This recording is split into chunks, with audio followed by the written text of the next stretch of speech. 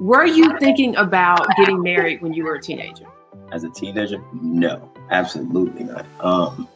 Where I was in my life, basketball was everything to me. So if you stopped me or made me not play basketball as much as I wanted to, I didn't think that you were the person that I needed. But you never thought when you were in the relationship, you never intended to marry the person you were dating in high school? No. How do guys react when a girl gets clingy? That is a big turnoff. If a guy sees that you have the entirety of your identity based in him, for me personally, when I have my own goals and my own path that I'm following and my own career that I'm chasing, if somebody comes into a relationship and gives up everything that they've been chasing, that's a big turnoff. I want somebody who knows who they are, who knows where they're going, and has a plan on how they're going to get there. I think a lot of girls think if I have sex with this person, it's okay because we're going to get married anyway. And they don't understand that high school boys are not thinking like that. Absolutely not. Like, that's like 80% of us. We're too busy in our minds already as is, as a teenager. So it's just like, no, I'm too young. The idea of dating, two words come to mind, like entitlement and expectation. I think I'm entitled to more of your time, energy, and focus than I really am. And then I expect you to be available, to reciprocate. Like, if you got a really good friend and you say, girl, I'm gonna call you when I get home, and you go home and you got to clean the kitchen, and you do your homework, and you get in the shower and you fall asleep, and you go to school the next day, and you tell that to her, she'll be like, I get it. You got a boyfriend and you say you're gonna call and he don't hear from you, then the next day it's like, what happened? You supposed to call. It's just a different life, like a different level of pressure. So, my mom could even tell you this, like, if it wasn't basketball, I just wasn't that interested. I mean, of course I had girls that liked me. Of course I had probably a girlfriend here and there, but it was so much miscommunication and stuff like that because I'm either at the gym or I'm playing basketball or I'm with friends that's playing basketball. So it wasn't like I wasn't as a teenager, I wasn't really focused on relationships like that. Like I really think at this age, this selfish teenage like stage you're in, it's about like my dreams, my purpose, my goals, and I'm trying to get there with the least amount of interruption as possible. And if you're not going to help me, if you're not actually like adding momentum to my direction, then you're a distraction. And so to me, like, that is so essential. What would you say to your 15-year-old self, knowing what you know now?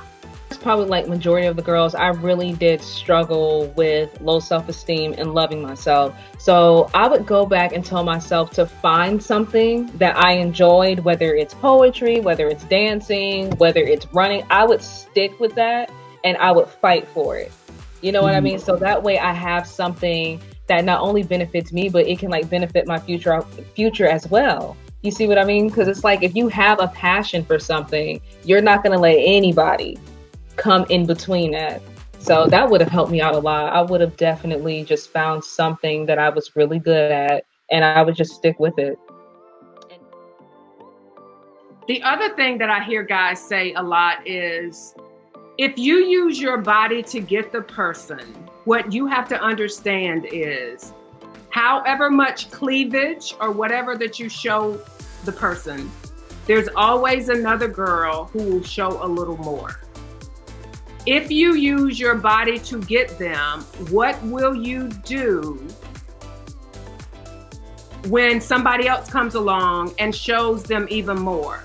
Because if the person that you attracted to you was that shallow, that they came after you based on physical, I don't care how pretty you are, there's always gonna be another girl who's a little prettier.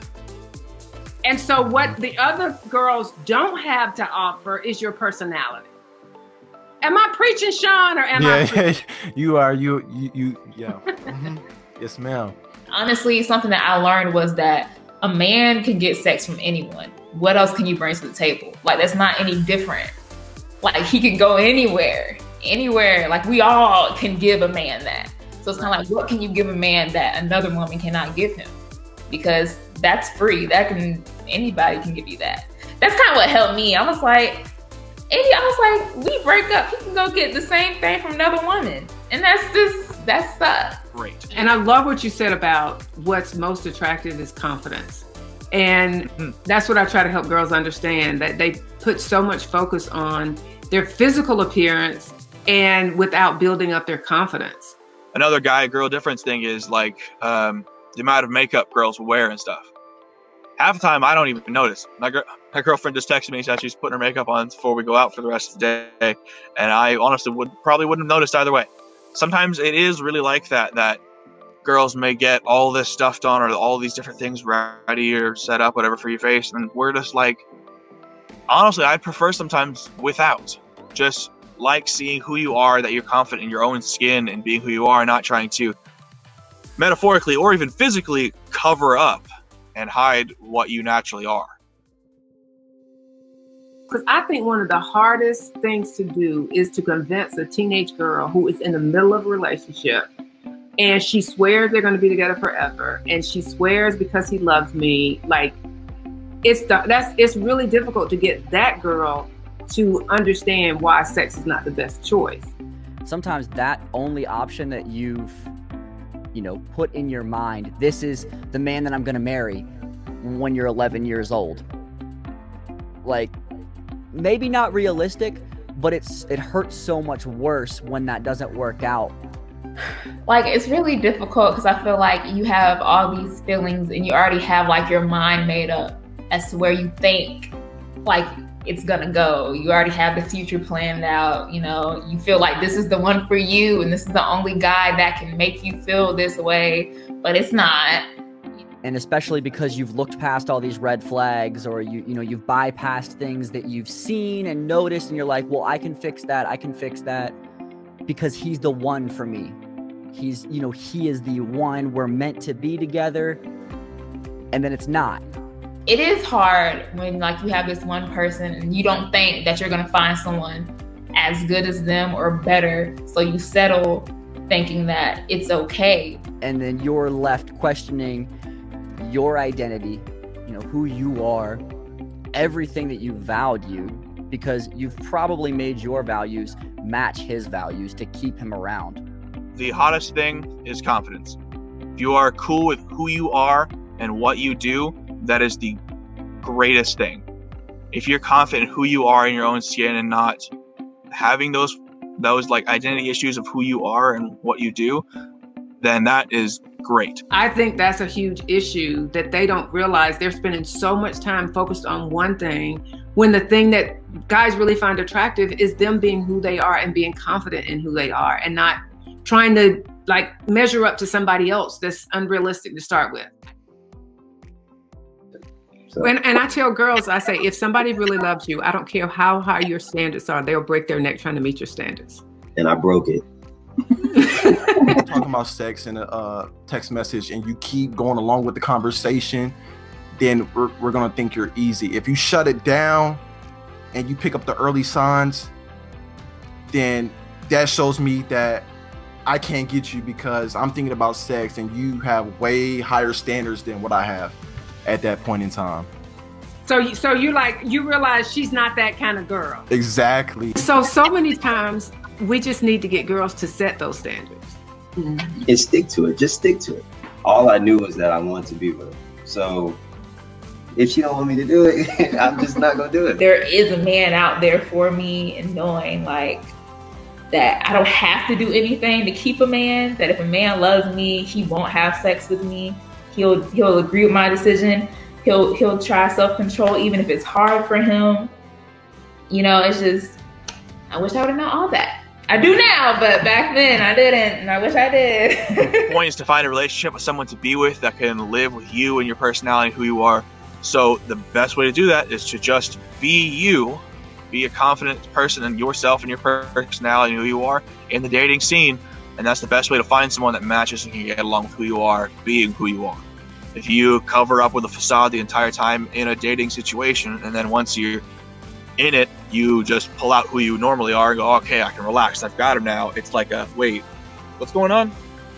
Yeah. Just be who you are forever. It's perfectly fine. Most things worthwhile are not easy. And you young ladies, you're worthwhile. You shouldn't be easy. And the opposite of easy is hard. And hard is not 2 months. That's not a hard commitment. A hard is, we may date for 3 years. And my conversation and my inner beauty and my intellect and my personality makes those 2 or 3 years worthwhile if we never have sex. So dude, when you leave, you're still gonna be better off. Wow. That is when you really understand who you are. Like, this is what I bring to the table. Your life is upgraded because you get to spend time with me. And the minute I have sex with you, I've downgraded to being like everybody else. And that's not what I'm about. Like, that is what, as a young lady, you got to carry with you. When a girl send a new picture, especially like when y'all just started talking, I can automatically tell like she definitely does not have any respect for herself. Any healthy relationship is based upon respect, and respect is boundaries. And so, like, if you are considering dating somebody, they won't respect you if you don't respect yourself. They won't respect your boundaries if you don't know what your boundaries are. And so sometimes when you look and say like, okay, what are my boundaries? You know, and it's about what you will do and what you won't do. I mean, I see a lot of girls send new pictures to these boys, and it is mind blowing to me because you can clearly see they want you for sex. Like, it's obvious, but some girls are okay with that. So, you know, they'll send a new picture.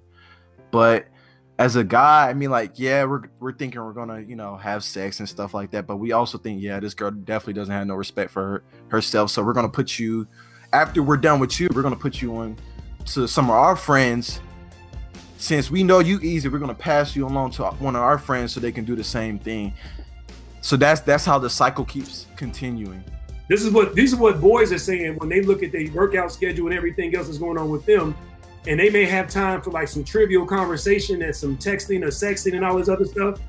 But he ain't got time to be in a committed relationship, which is why you can come and go, because he's committed to these other things. And there's boundaries around because boundaries are about protection, trying to protect my future and my direction. And so young ladies need to have that same type of perspective. Like, okay, what are the boundaries around me as a person? Once you know that, then you can talk about self-respect and then respect. And then after like respect and boundaries, then it's about values.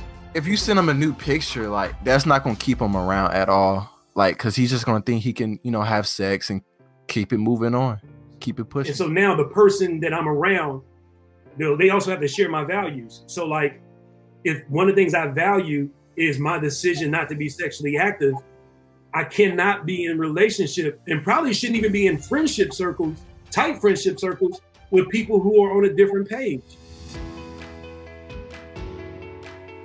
Like, bad company corrupts good character. And so if the 3 people closest to you are making decisions different than your decisions, it's only a matter of time before your decisions become compromised. So you start looking at, what are my values? And my friends need to reflect my values. So anybody that I'm considering dating also has to reflect those values. You're going to notice red flags. Some red flags are going to stand out more than others.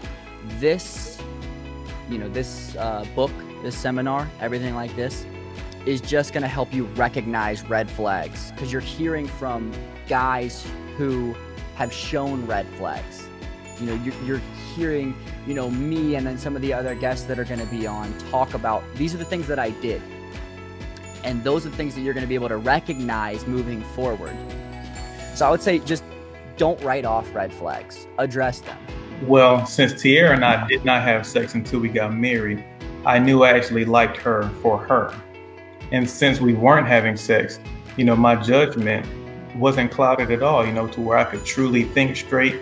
And if I did see any red flags, I could be like, oh, okay, maybe she isn't the one for me, you know, and not have the sex, not have that soul tie or that spiritual connection like that since we weren't having sex. I feel like we got to know each other on a deeper level because we weren't tempted just to get physical right away. That wasn't the main, crutch for us. That's not like what we went to. We went to, okay, what can we do instead of that? Because we knew if we put ourselves in a more physical position, we would be more tempted. So it kept us, able to get to know each other in different areas. Yeah, I would absolutely agree. And just in addition to that, I think like we're really just friends, you know, first. Like even in marriage, I would say like, you know, the sex is great, but I mean, just being friends is like even better.